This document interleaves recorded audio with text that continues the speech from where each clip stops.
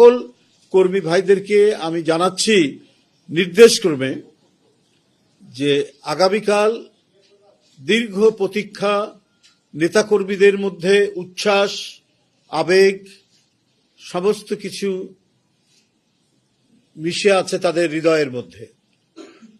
অভ্যর্থনা জানানোর জন্য আমাদের প্রিয় নেতা বিএনপির ভারপ্রাপ্ত চেয়ারম্যান জনাব তারেক রহমান, আপনারা ইতিমধ্যেই আমাদের অভ্যর্থনা কমিটির আহ্বায়ক জনাব সালাউদ্দিন আহমেদ সাহেবের কাছ থেকে শুনেছেন যে তিনি আগামীকাল বাংলাদেশ বিমানে করে আসবেন। তার বিমানটি প্রথমে ল্যান্ড করবে বাংলাদেশের ভিতরে সিলেট বিমানবন্দরে। সিলেট বিমানবন্দরে সেখানে এটা ল্যান্ড করবে।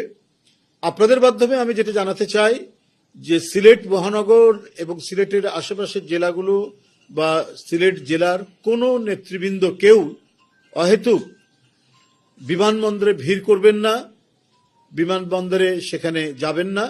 উনি ওই বিমানেই ঢাকায় এসে পৌঁছাবেন এবং ঢাকায় উনাকে আমরা এখানে তার আয়োজনের যে প্রস্তুতি নিচ্ছি তাকে তিনি আসবেন, এসে তার মা দেশনেত্রী বেগম খালেদা জিয়া আমাদের গণতন্ত্রের প্রতীক, সংগ্রামের প্রতীক, এদেশের এক মহান জাতীয় নেতা, তিনি আজ জীবন সন্ধিক্ষণে, জীবন সংকটে এভারকেয়ার হাসপাতালে রয়েছেন।